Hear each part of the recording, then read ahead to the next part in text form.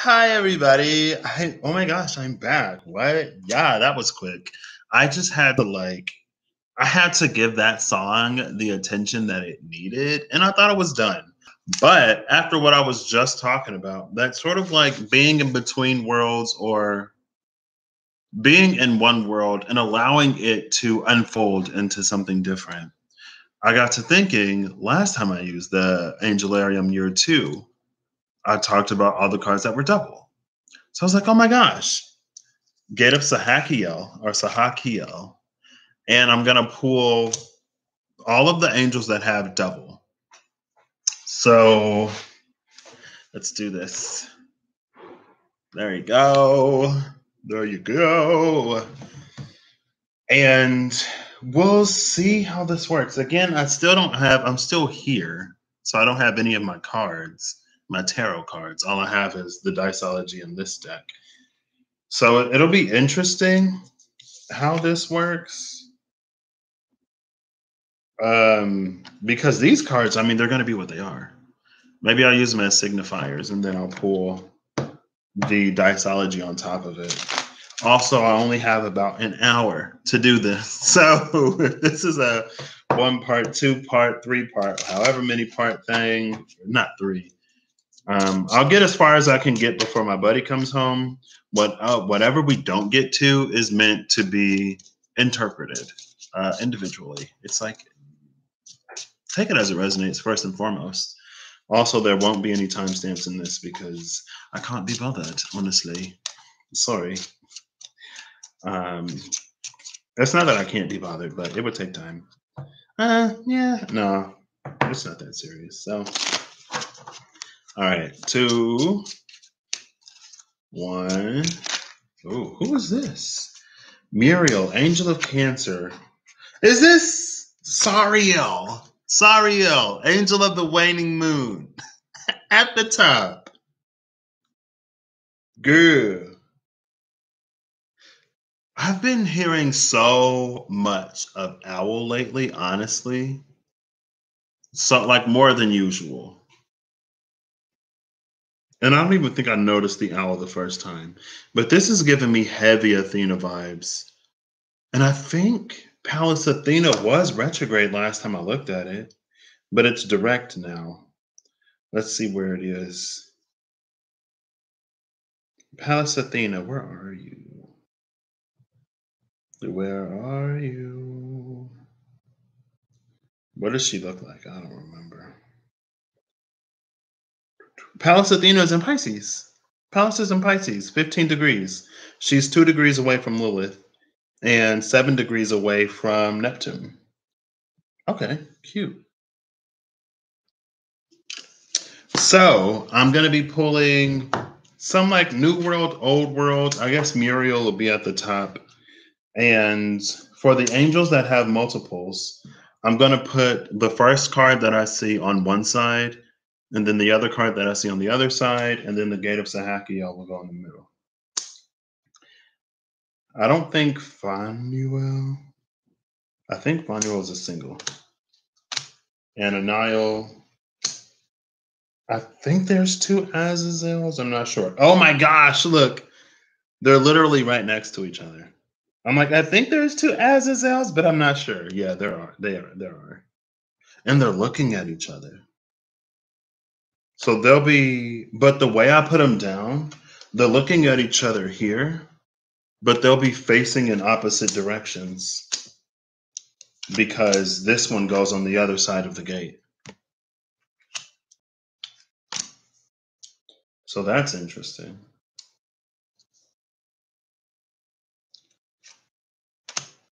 Okay. Oof. Okay.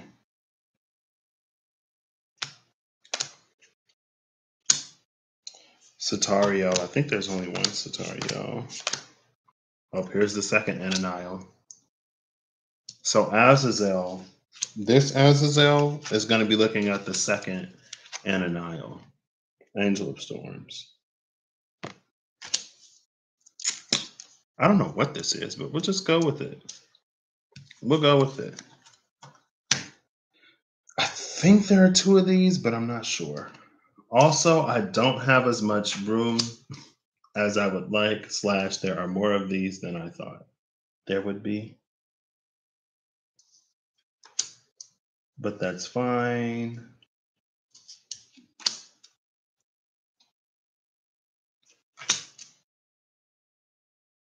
So the second Chazakiel just came out, Angel of the Mists. Oof. Oh, this is fine. That's my catchphrase. It's fine. Hey, Clarinda. Did you hear me? Can you hear me? Santiago Baziliel, Angel of Shadows. We're already at 8. I think there's 2 Rymphs. Here's 9. Oh, this is interesting. So the 2 Rymphs will also be together. These came out together, but the Angel of Time, these will be facing each other across the gate. But that makes sense because it's like, Rimph is there waiting at the throne room. Rimph has always been there waiting. I think there are multiple Semyazes. I believe. I'm not sure. Turiel, Duma. Oh my gosh, there's so many. There's so many. This is more than what I bargained for, but that's fine.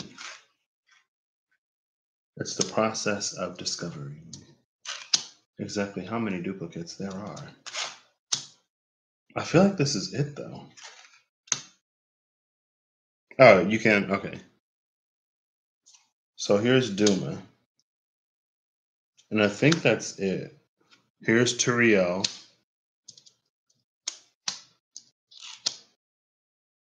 Semyaza. So yeah, there are 2 Semyazes.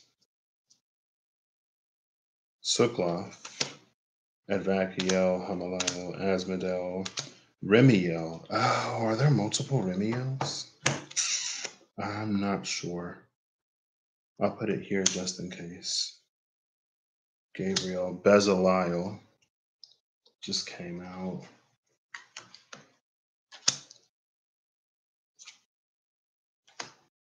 Rahab, Asbiel, Zachiel, Sophlatus, Duma, Af, Remiel, Angel of Visions. Yeah, there are 2 Remiels.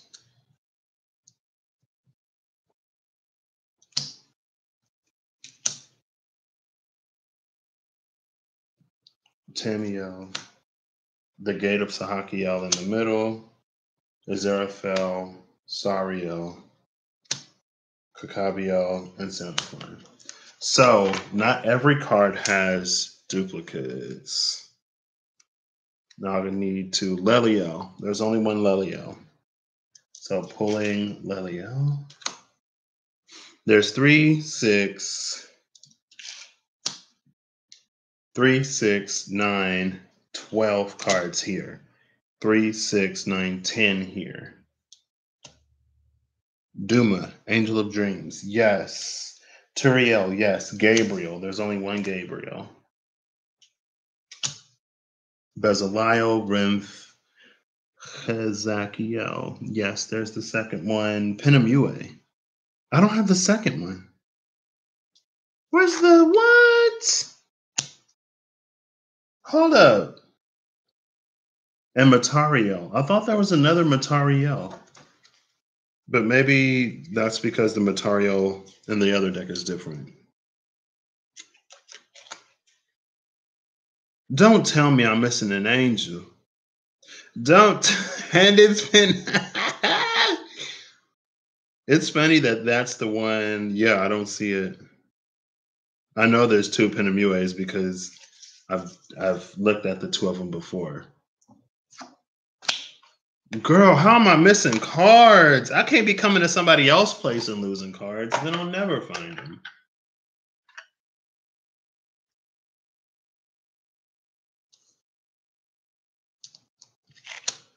And what's interesting is the one that's missing is the one that recorded the names of man.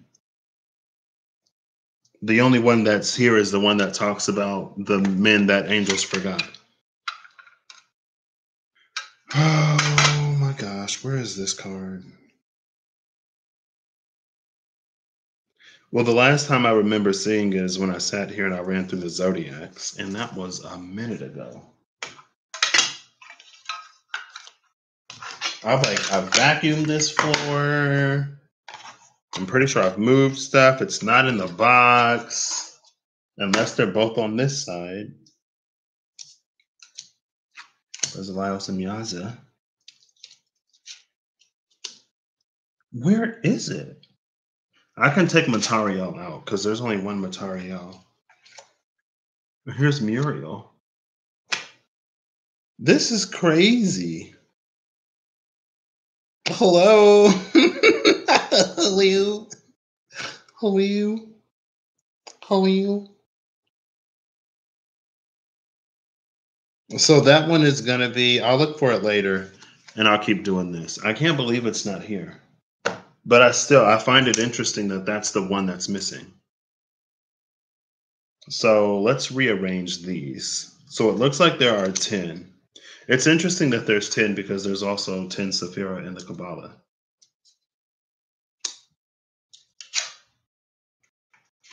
But there would be 11 if I could find the second one. And I want to keep them in the order they came out too. How am I gonna do this? How am I gonna do this? 10, 11. Yeah, there's 11. So let's see. Oh, so what I'll do is I'll pull a card.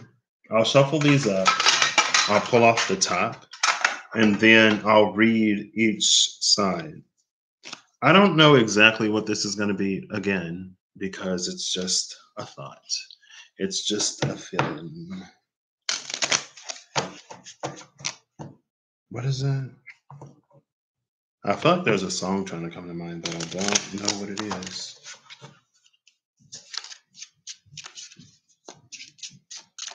I have 3 more.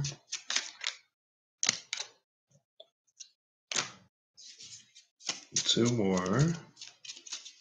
One more. Last one. And a cut. And another cut. There we go. So, first card is the 3 of clubs in reverse. I'll just take them upright. Well, we'll take them how they come. On the cusp of a realization. On the cusp of realization, a shared vision and a quickening. So on the cusp of realization, a shared vision and quickening, there is Sariel, angel of the waning moon, and Azazel, angel of sacrifices. What's interesting is that the owl in this deck, it's facing in the same direction as the other Azazel. So the owl is also facing away from Azazel. My body wanes and is distorted. Smoke moves all around me, troublesome clouds, and it's as if I cease to exist. I blink in and out of time and wonder if I can still be seen, when the light of seeing is denied even to me. Do you still whisper at dusk or cry out for me at midnight? Do you still reach to pull yourself up into my light, or do you ebb as I wane? And tonight we pour the water from our bowls, the warmth from our hearths, and the breath from our flock. We bring an end to these necessities, not for their destruction, but in their honor. For in their absence, we can truly see their glory. And then I think I will take this one in reverse.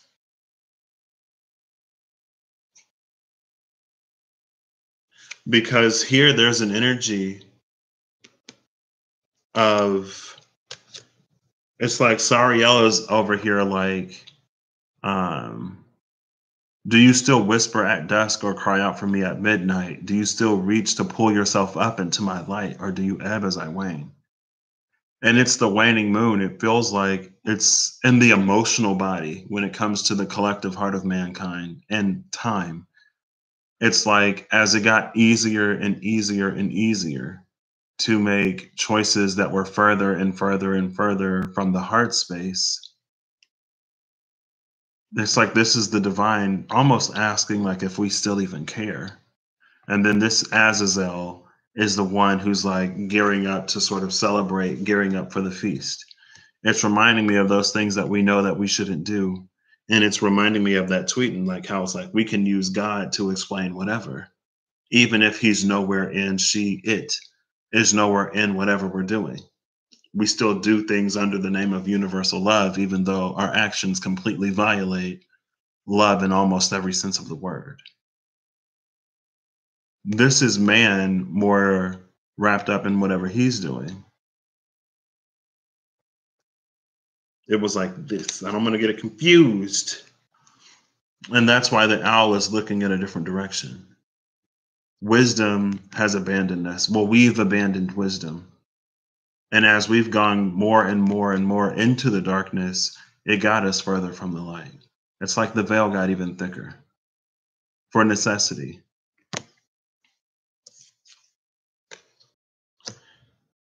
And it's like there was maybe a space where the vision was shared where what we wanted and desired and what the divine wanted and desired for us and for the collective were the same.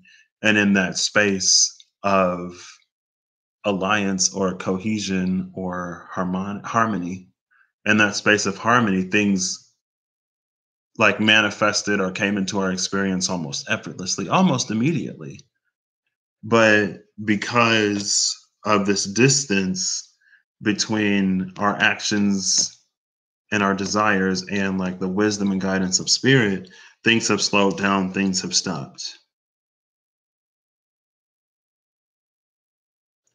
And it feels like what it did is it created this very almost backwards way of connecting or going about seeking a connection. Because more than we want to know the divine for ourselves, we want to have our desires fulfilled, no matter how twisted they are. And we buy into whatever sort of gets us what we want. And that's what we give our energy to. It's like it's prime. This is prime energy for some lower energies, some shadowy energies to come in and take advantage. Because a shadowy energy may offer you something upright that looks like what you want, but you find out eventually that you don't want it. The divine puts you in a position of almost acquiring it yourself, almost. So the next card is the Nine of Clubs upright. Stripped bare, a game of charades in a day with no mirrors. So this one is coming out with Ananiel, Angel of Storms, and Ananiel, Angel of Storms. I love that these are the same when we're talking about stripped bare and a day with no mirrors. A day with no mirrors, it's an energy of like, it carries a few energies. Today, it's feeling like going out into the world and it's like experiencing the world as is without what we project onto it. But it can also sort of be this, it's like when you go out and you don't look at yourself, like you can't see yourself in a mirror. And so you kind of sort of just trust that, as you were getting ready, as you were doing whatever, that you look all right, right? That you didn't forget anything and that you're not looking crazy that day.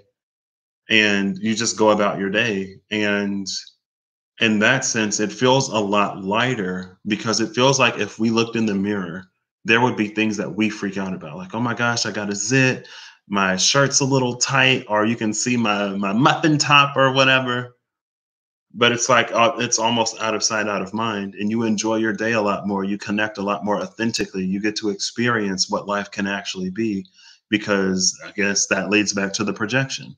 You're not projecting like, oh, why is she staring? Like, is she staring at the zit on my forehead? Or can they notice my muffin top? Are they laughing at me because I'm wearing two mismatched socks today because those are the only socks I had clean? It's like there are so many things that we project onto other people that may or may not necessarily be there. But that stripped bare, it is what it is. So I love that here. On this side, oops, it's my left, your right. Excuse me. As the sun began to set, the boats turned to back towards the shore. All the while, Ananias pleaded with them to stay. Ignoring him, the fishermen held to their course. Angered, the angel summoned the waves to do what his words could not. He wrenched their boats from their destination and pulled them until the land was lost to the horizon. In life, these first seafarers had been his acolytes. In death, they were their own men. This season brings many things, fairer tidings and fairer weather. A bold and brilliant sky shining in golden hue, these destined days without end. Look to the horizon, my sons, see for yourself. Its glory becomes us.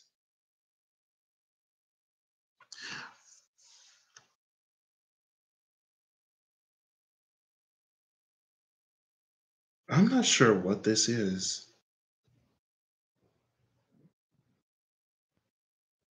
It's almost, and I've been talking about it for a minute, so I guess I wouldn't be surprised. But it's almost feeling like two different sides of the same event, right? Because here is Sariel asking if we're still looking for the light. It's like, I know it's getting darker, but are you still looking for the light? Are you still whispering at night? Like, do you still care? And then after that, it's the Ananias where he warned the sailors not to go out at night, but they didn't listen to him. And so he had the waves do what his words couldn't. In life, they were his acolytes. In death, they were their own men. It's like they shunned his light, his wisdom, in order to fulfill their own whatever they were going out there to do, right? Because he's like, don't go out there. But all they can think about is that, like, look to the horizons, my sons, see for yourself, its glory becomes us. And again, it's like, it's that energy here where it's like, yeah, we bring an end to these necessities, not for their destruction, but in their honor. For in their absence, we can truly see their glory. Look to the horizons, my son, see for yourself, its glory becomes us.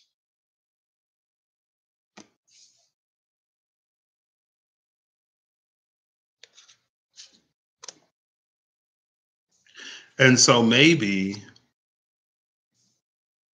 that's what this was. Again, take this as it resonates. I don't know what this is necessarily. It's almost like it reached a point where we couldn't make any more excuses. Or it reached a point where no more excuses could be made. It was stripped bare. It was a day with no mirrors. It's not as you project it to be.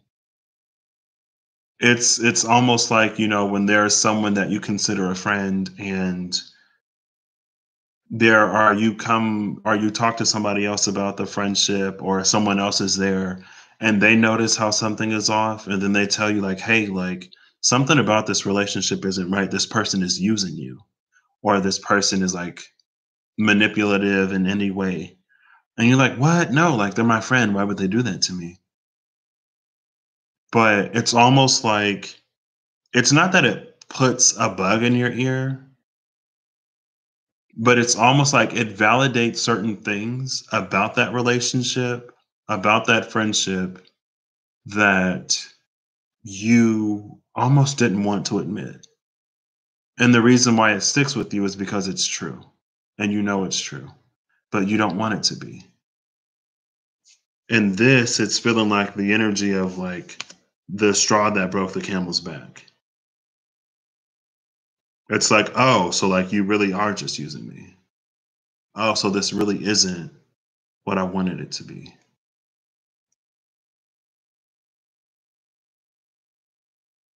And I know I said that the day with no mirrors was when, like, you don't see, oh, yeah, you don't see yourself. It's a day when you don't see yourself because maybe you were too busy concerned with whatever glory was on the horizon.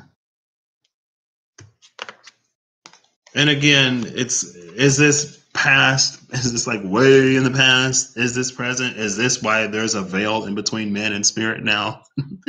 In the first place, maybe. Maybe not. Who knows? Take it as it resonates. But this is the gate of Sahakiel, so maybe this is why the veil is there, sort of, in the first place. Next card is the Five of Hearts, where passion meets determination, going the distance, and a need for discipline. A need for discipline is feeling like a need for like some kind of self-control. Because we can fulfill our own desires, or we can go about getting our desires fulfilled. But there should always be a question, I guess, of when is too much too much? When are you stepping over some kind of line to get your desires fulfilled, and is it worth it? Like if you have to cheat several other people out of their happiness or out of their chance to take yours, then is it worth it? For a lot of people, it'll be like, yeah, it's a dog eat dog world. Like somebody's got to get it. But in some ways, I don't know. We'll see what the cards say. We have Azazel, angel of sacrifice, and Chazakiel, angel of the mists, or angel of mists. They look pretty similar in this card, honestly, or in these cards. But Azazel is in a world of color. Chazakiel is in a world of black and white. I mean, a need for discipline. We got the angel of sacrifice. I feel like, if something needs discipline, then a sacrifice is probably in order.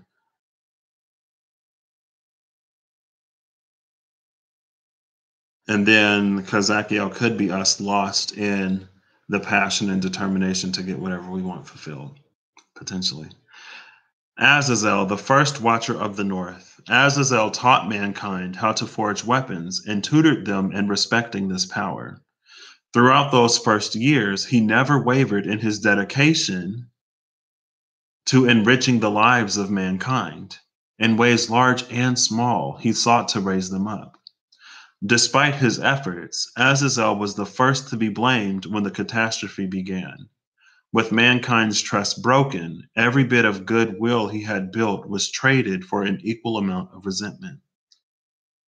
Chazakiel, I don't know how to pronounce these, Chazakiel cowered away from the idea of leaving his home in the sky. His indecision left him to exist in a place between worlds. It was uncomfortable, but he lived without having to face the reality of what he really was. When the fighting broke out, Chazakiel didn't take sides. This did not sit well with his brothers, but he could not give in to commitment. It was his nature. He was meant to be alone. That throws an interesting twist in the story.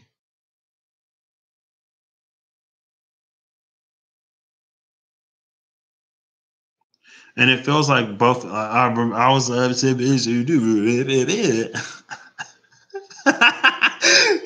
I was saying how similar they look, but Chazakiel is living in a world of black and white, and Azazel is living in color. So I think it's this black and white that made things so difficult for that angel of mist. I think if Chazakiel could have seen things in color, then he, she, they, I'll just say they, then they would have been able to better pick a side.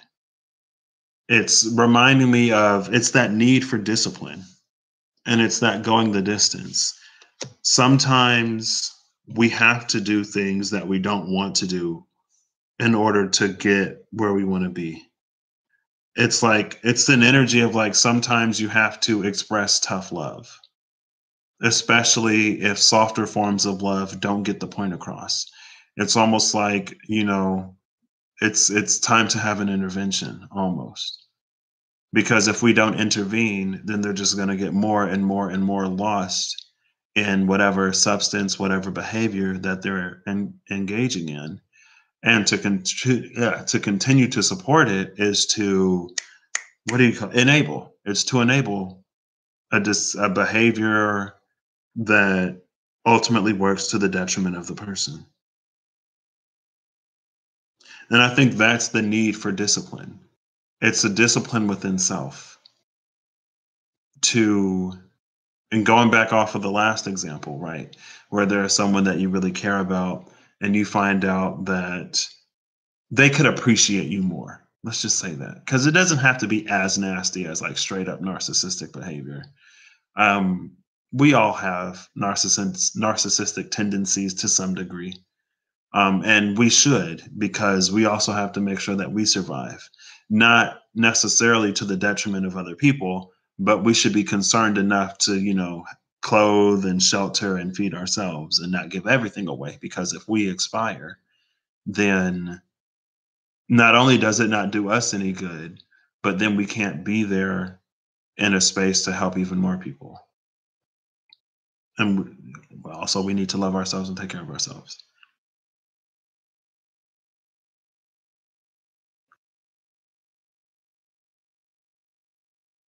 I'm curious. Okay. I was like, I'm curious if the other card has color.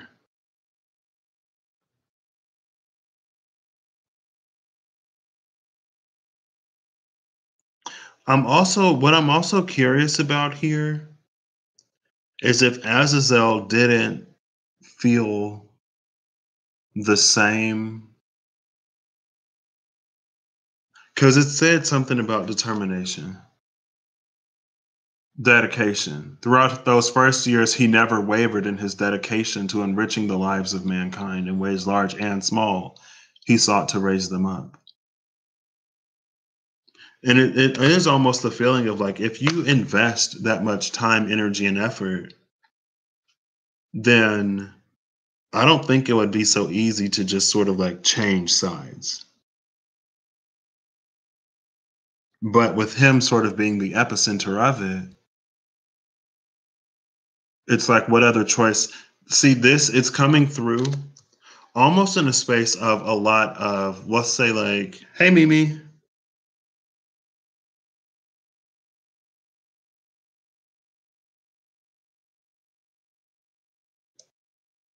Oh, wow. Cervicogenic headache. Well, I hope you get to feeling better. It's coming through in the space of a lot of like issues that involve people from different backgrounds. It could be socioeconomic, it could be racial, it could be like education.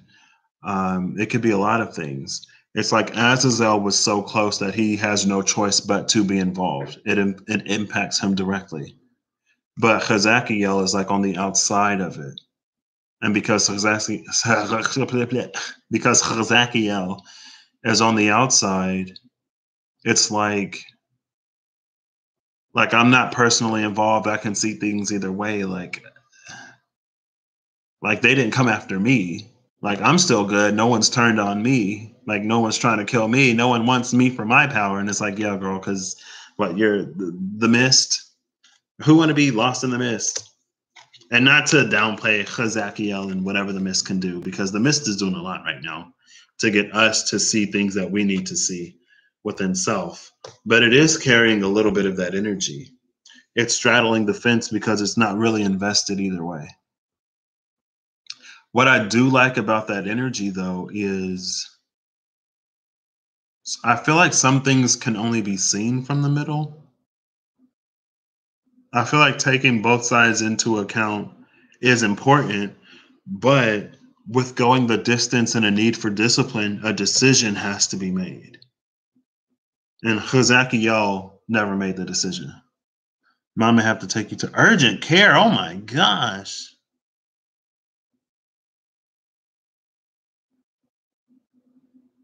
Ooh,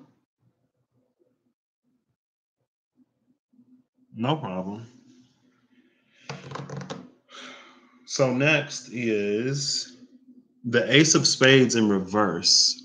Tapping into the seed of all creation, understanding what predates all, things that must remain in the dark.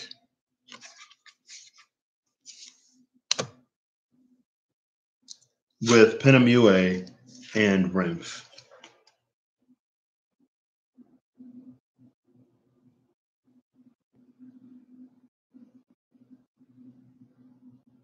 And this is the sad Pinamue.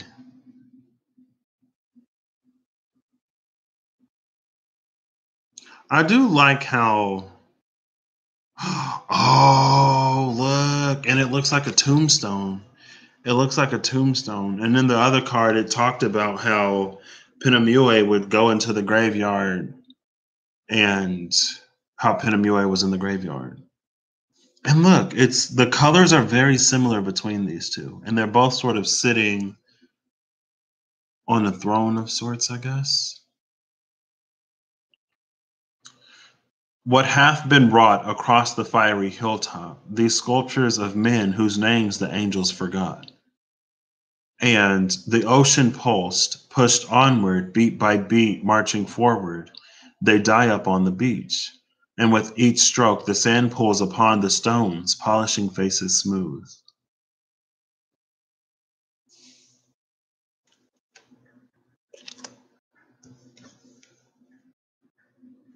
So this, it's feeling like whenever that fight actually happens. So we've been getting the build up. There were the men that Ananiel tried to save that didn't listen to Ananiel. And so they were lost. They went out into the water and they were lost.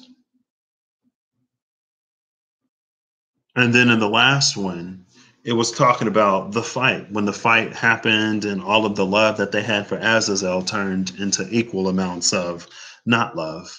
And then Chazakiel, it's like when the fight broke out, couldn't make a choice either way. And now it's talking about here the fiery hilltop and the names that angels forgot. The sculptures of men who's these sculptures of men. And then over here, it's like, and with each stroke, the sand pulls upon the stones, polishing faces smooth. See, this feels like the buildup to when man got really cocky in whatever way and thought that he could do better than the divine could do or better than the spirit could do when he sought to take that which was not his to take. And this is the regret that he began to face as they died upon the beach. And as their faces were sort of polished smooth.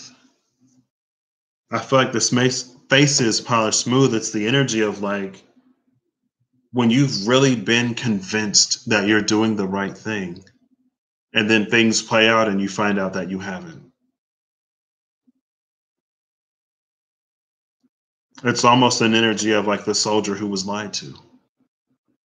It's like, I was told that I was fighting for this. I was told that I was fighting for that. I was proud of myself. I was proud to serve because I thought I was doing the right thing, but then you're hit with the realization that you weren't.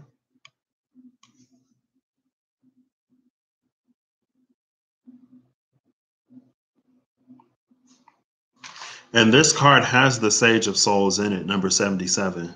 And it also has the moon. It has the Sage of Souls, but it's like, it's almost the darker side of the soul. It's a complete understanding of it's a pretty big understanding of oneself, but only like the darker, shadier sides of oneself, not the more light side. And maybe it's because those sides have never been explored as much. Maybe because we were so busy chasing into the dark, whatever we were chasing into the dark. And as we're chasing that into the dark, Sariel came out asking if we could still see the light as the moon is waning, as it's almost new. We got farther and farther away from what it is that we were doing or what it is that we wanted to do, what it is that we were supposed to be doing. And it feels like maybe it reminds me of that dream I had. It feels like maybe there was a certain protection that Pinamue offered man. And it was that protection that they didn't know that they had that made them as confident as they were. But when they found out that the angels had forgotten them, I'm sure Pinamue isn't the only one that blessed them. But when they found out that they weren't, like the angels had pulled away from them, It's like you find out how powerless you really are, or how much control you don't really have. And this is something that we still do today for good reason. I forget the good reason is like it's part of our journeys. But it's like whenever we stray from whatever the divine is leading us to, and we find out that it doesn't work. And then, depending on whether or not we can take accountability for our own actions, it's like we can get mad at the divine for doing things that the divine told us not to do in the first place, for going into places that the divine tried its best to keep us from. But at the end of the day, we have free will.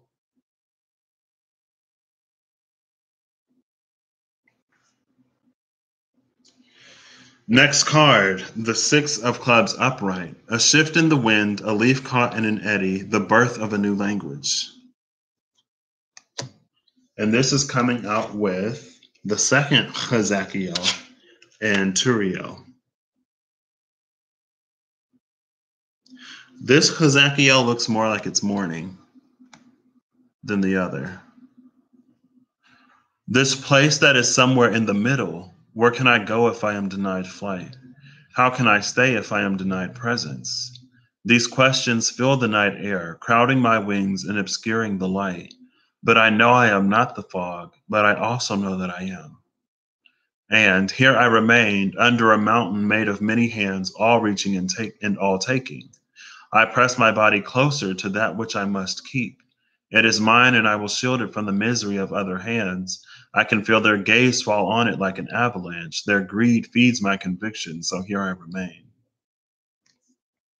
Honestly, the storyline that popped into my head that I remembered yesterday when I was talking about like the cultures that talk about the ancient beings and when we used to live with other races or other beings.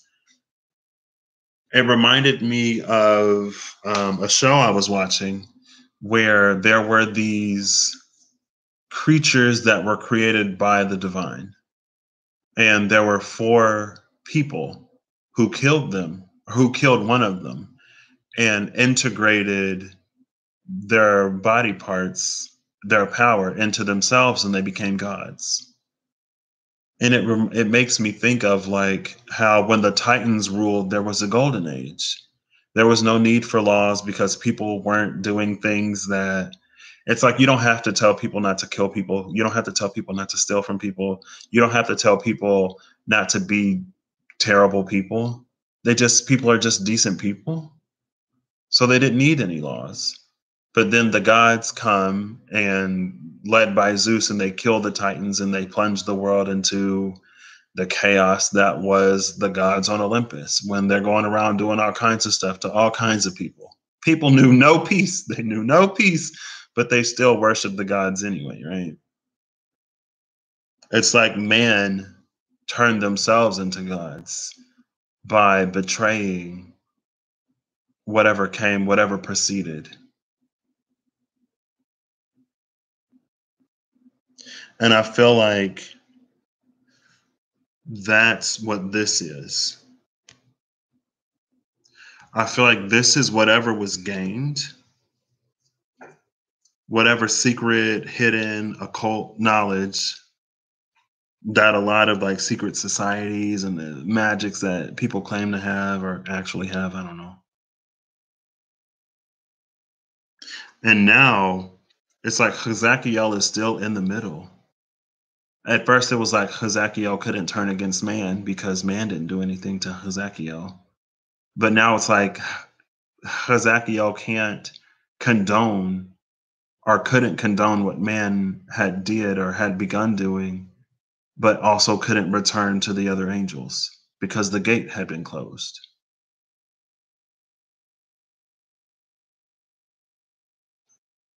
This is the energy that a lot of old hierophants are in. A lot of old hierophants will give you just enough spiritual information, will impart just enough wisdom and knowledge for you to get a little bit of something, but not give you so much that you don't depend or rely on them. The Hierophant is supposed to be the one who gets you closer to the divine so you can know the divine for yourself, not so that you continuously seek and consult the Hierophant. That's the power that the Hierophant stubbornly holds on to. And it's like the Hierophant knows how much people want to be free. And it's a freedom that the Hierophant would never give to them. Because if the Hierophant gave them the freedom that they wanted, they wouldn't need the Hierophant anymore. It's a position of power that old Hierophant isn't willing to give up, or wasn't willing to give up. And again, it's a power that derives from spirit in some way, in a way that we should all have access to, in a way that we all do have access to, but we don't all necessarily have the connection, I guess, to claim.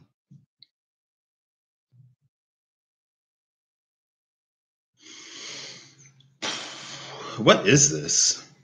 So, four of diamonds. Dawn before the first day of a new world, an old earth passed away in a breathtaking sight. This is number 44. I don't remember what 44 is. Oh, look, and it's card number 4. 13 is also a 4.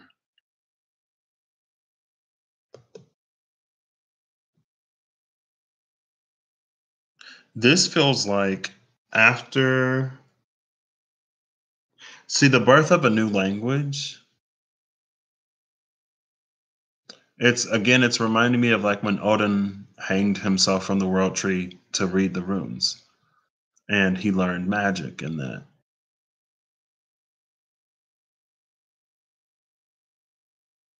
Dawn before the first day of a new world, and an old earth passed away.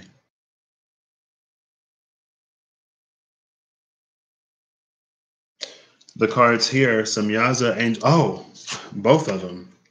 We got two Samyazas, the Angel of Pride.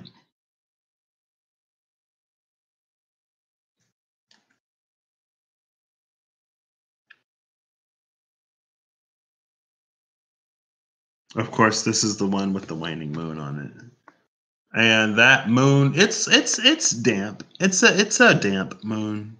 It's not completely dry. It'll hold a little water. Like that moon would be full or wet. That would be wet.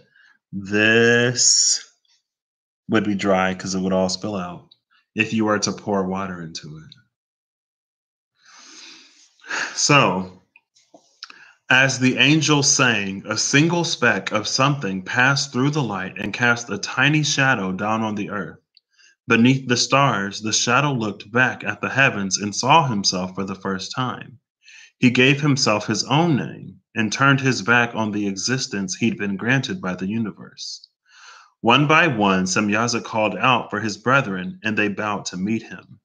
He was the giver of names, Lord and King.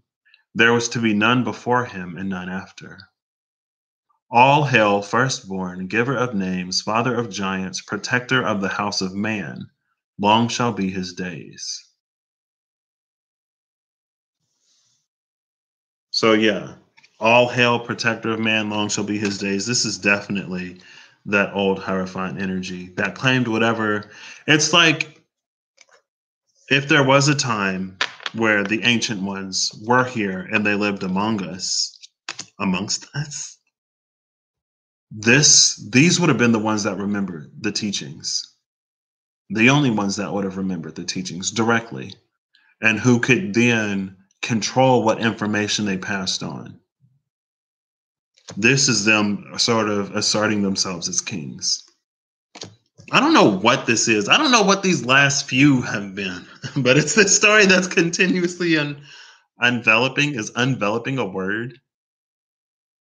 This one, though,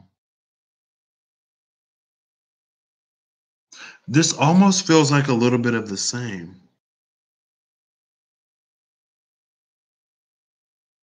Because I said that this is after the gate closed, right? So here's Chazakiel, who was still in the in-between space. It's higher than this plane, but not necessarily the home of the host of angels. This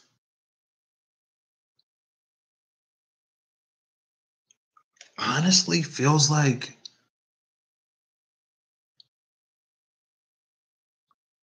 It's like, if this is the man, then this is the spirit. It's weird. And I'm noticing this white snake. I'm noticing this little like unknown thing here. It's like this is the spirit that, how do I,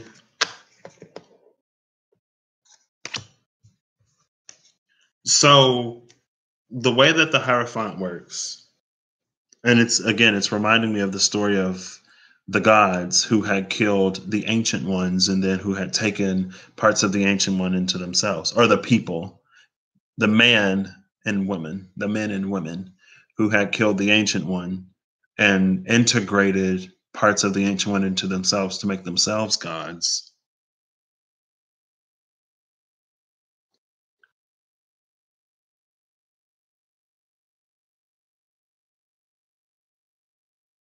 It's like this is who they are on earth, and this is who they are in spirit.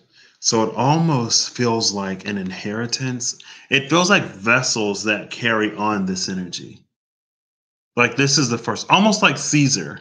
After Caesar was Caesar, then Caesar sort of like became a title more so than an actual name.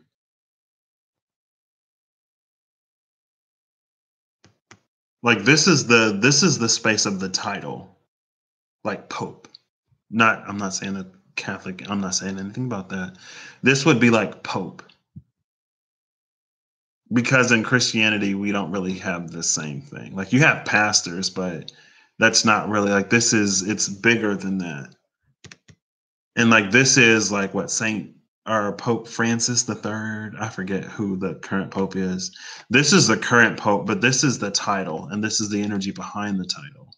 And it's like this is an energy that's inherited from vessel to vessel to vessel.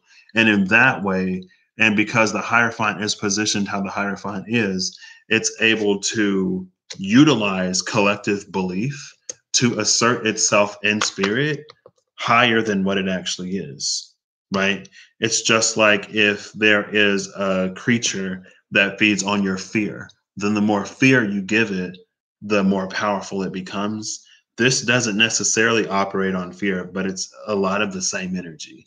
This is what the Hierophant builds with the collective faith of the people led by this.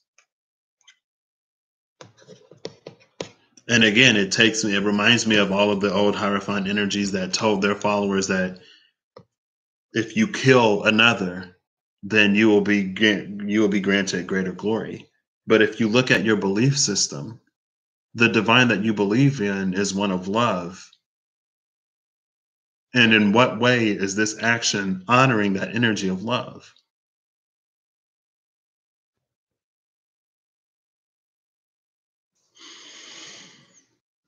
Next is the Queen of Clubs in reverse, bringing order to thought, proper delegation of tasks, seeing the internal through the external, but it's in reverse.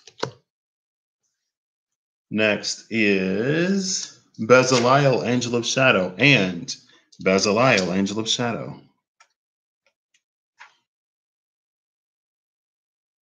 It's funny. I don't think this will continue. Actually, we see it again. We see it one more time. But it's funny how these are lining up more after the gate was closed.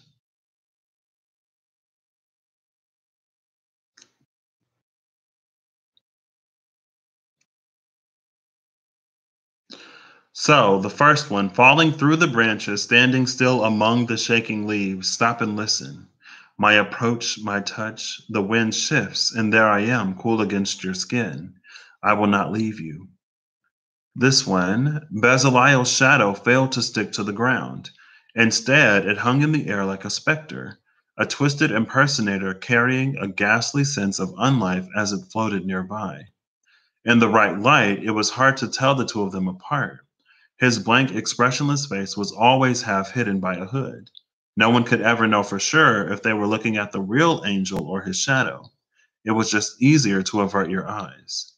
He would walk through your dreams at night, watching from a distance and saying nothing.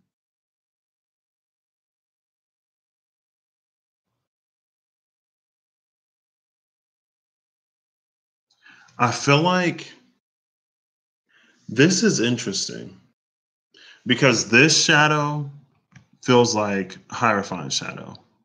This shadow feels like, even in the space of dreams, even in spaces that aren't physically connected to this plane, its energy still pervades and it's still sort of watching and lurking there because of how it works its way into your mind, heart, body, and soul, honestly.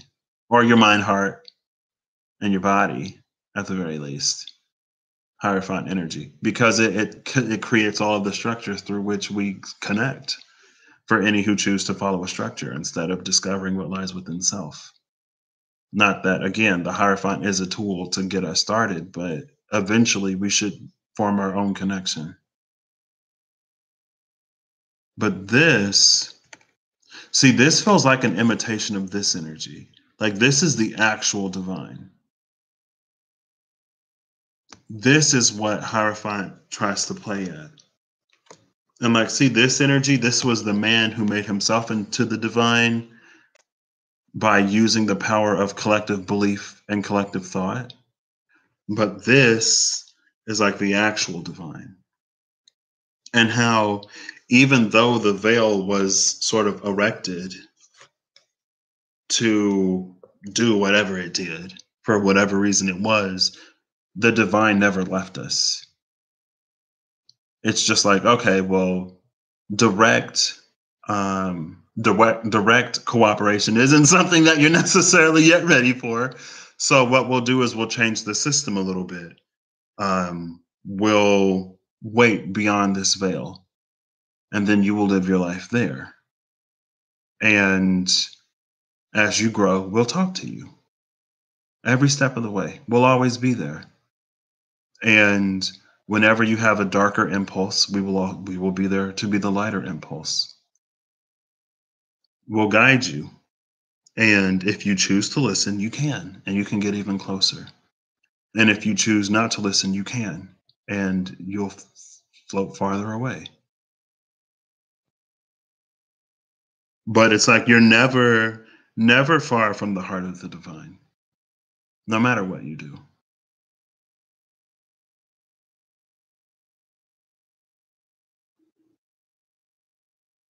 And it's like it's always offering us the choice to do better, to be better, and to subsequently get better, because that's the consequence of the action of doing better. When you do better, you receive better.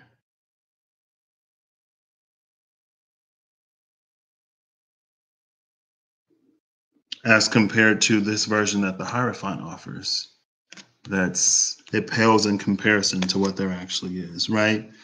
And that's another difference, because in this card, it's like you can't tell the real angel from the shadow, but it's like, girl, look at it. Like one of them is clearly a shadow. Like this one is clearly the shadow. So how are we confused? In this one, you can see it in full color, in full detail, larger than life. And this is the one that says it will never leave you. It's so interesting, but I guess that's why I've been looking for Sariel. It's like the light has been forced into the dark. And it reminds me of that dream that I had again. It's like after I had done whatever I did and everyone comes into the room, the dark was actually running the light side and the light was running the dark side. And I was like, what?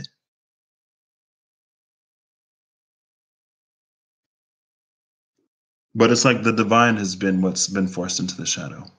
The divine is what, like the truly divine is what it's so hard for us to really get to and experience and see in the world because there's so much darkness everywhere. And again, it's reminding me of that show when they summoned a god, and she was working with the god and she thought she was performing all these miracles, but the god that they summoned was a very not nice one.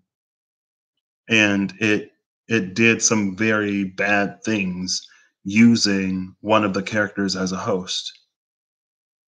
And it wasn't until she was really ready for it that she saw the truth of what actually happened.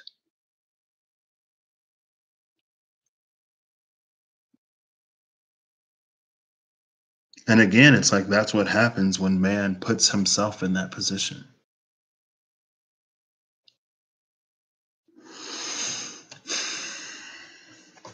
But the real divine is like never too far. Never. Next card, the Four of Hearts, adept of materialization, a murky mind or will, and clouded vision. Coming with Rimph, Angel of Time, and Duma, Angel of Dreams. It's interesting that the Angel of Dreams came out here because in the last line, he would walk through your dreams at night, watching from a distance and saying nothing. So, Rimph, the flame that cracks its skin is the same as the fire from within, an alabaster form folded like the steel of a sword, always pressing onward, the sharp beat of its heels grinding the past into dust. And every time I read this, it's that the sharp beat of its heels, HEALS, grinding the past into dust. It's like as we heal, as we grow, as we evolve, again, the divine forgives. It's not about punishing us for whatever was done by whoever it was done by. It's about us learning and growing and reaching the point where we decide to more and more and more consistently do better and be better. Over here, Duma, Angel of Dreams, I looked into the sky and saw a truth written in quiet motion. The turning wheel rises, and as it falls, it shows us what we've seen. A vision from beyond, no different than a vision from within. And again, that it's like that's what that reminds me of. I didn't say it, but this vision from beyond being the same as the vision from within. It's like it's projected outwards.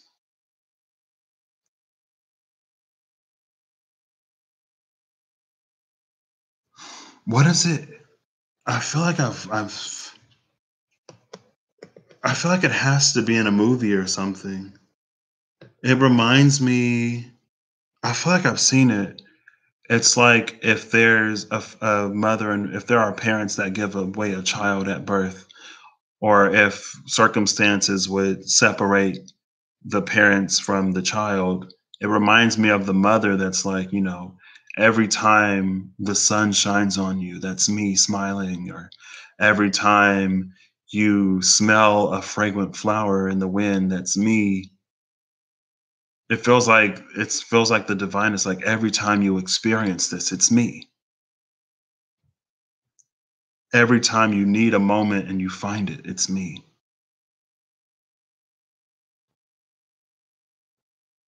And honestly, it's almost like it's beginning to feel like the spaces where this sort of facade or where this image of what the divine is, where it begins to break down.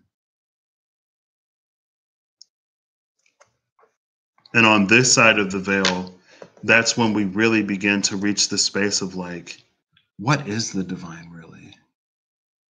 And where is the divine really? Is it in everything that I'm told or taught that it's in, or is it in something more? And I feel like that's why the old Hierophant energy sort of stalks that dream space. Because in the dream space, we can get more and more connected more readily to the truth that lies within us. And it also feels like it's a space that the Hierophant can't intervene in directly. That's why Bezaliel stands silently watching.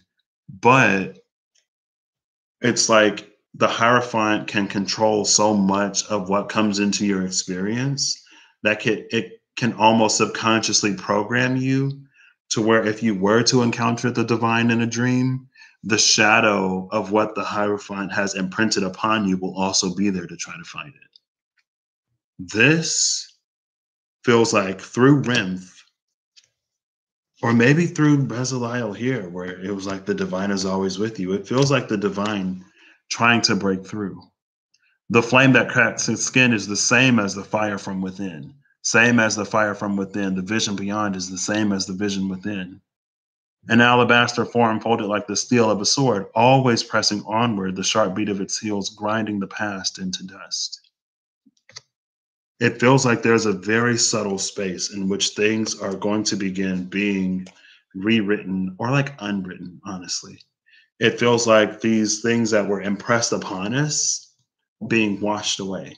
It's like if you move your furniture and you have like a carpet, you can see the indentations of where the furniture used to be.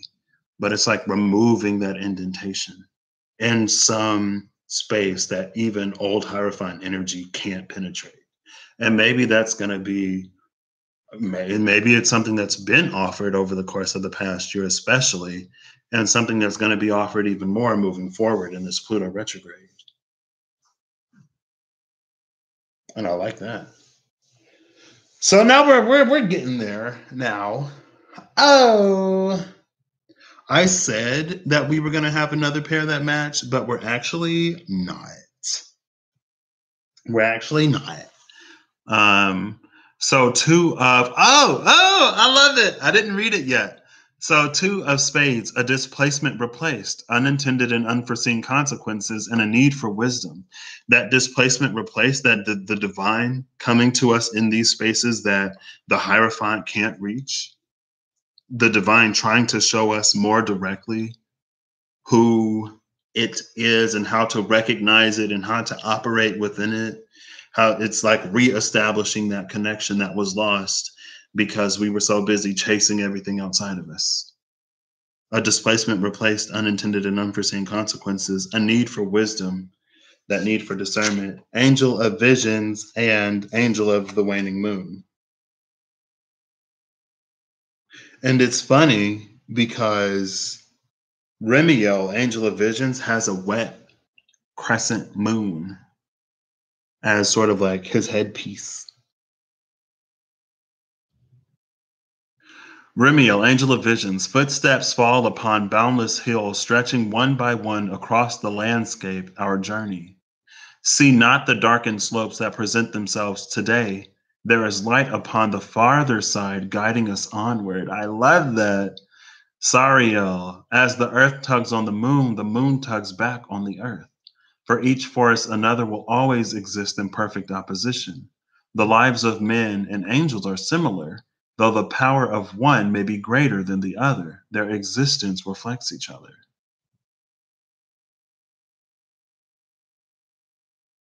Honestly, this is reminding me of that, like those who successfully navigate the fog before it lifts will come out with a greater sense of mastery. And it's feeling like in this space, we have the ability to work so closely with the divine that it feels like it awakens or it reignites those divine pieces within us. And that's what it feels like, that the lives of men and angels are similar, though the power of one may be greater than the other. Their existence reflects each other. It feels like that's the space where men can almost people, right? Women and people who don't non-binary folks can do it too. It's the space where people can really begin to embody sort of like divine, heavenly, almost angelic qualities within self. Not necessarily to the same degree that a full-blown angel will, right? Because that's the difference in power. Though the power of one may be greater than the other, that's the difference in power. But it feels like that becomes more and more possible because of how we're navigating the light and the dark. And this is a light in the dark that Chazakiel got lost in, but now it's more separated. It's not all this misty thing that's sort of all blended together. So next is the Eight of Hearts in reverse, an explosive vision and a nurturing light and burning passion, with Turiel, angel of the mountain, and the second Remiel, angel of visions. The first watcher of the East, the way Turiel carried his massive stature was a matter of public spectacle. His feats of strength were sometimes put to good use, but often bled into showmanship. The praise people showered him with seemed to sustain the angel almost as much as food and water. Remiel, angel of visions, the shepherd of good graces, a shining light in the distance, calling us forward into the future. The greener pastures beyond the next hill are hard to see. Sometimes we need reassurance that things will get better. Something is coming and it's beautiful. I love this. But see what this is feeling like? Now it's feeling like as we come closer and closer into our own more divine spaces, the veil will start to break down in some ways. And this Turiel, it feels like the divine angels, spirit, really showing itself in a way that it didn't before. In a way that like you thought or like you knew spirit was real before because it like you got some money when you needed some money or you found this person when you needed somebody, but it's like the level of integration, I guess, that spirit can have in our daily lives after this point is going to be so great that it's like a miracle is like the expectation. Like they happen so often. And it's almost one of the things that's like where somebody else is like, oh my gosh, like that happened for you. And it's like, yeah, like I guess a lot of good stuff has been happening. And it's not that we like that we're not grateful or appreciative of it, but it's like it becomes more and more and more of our experience. This is spirit really showing us, and it's spirit loving to show it, honestly. And it's showing it in a way, and it's showing it to those who won't then take that and twist it into something weird and do weird stuff with it. And this is the red snake. And this is the last card all by itself. And my buddy is back. So it's time to go. Bye, everybody. What?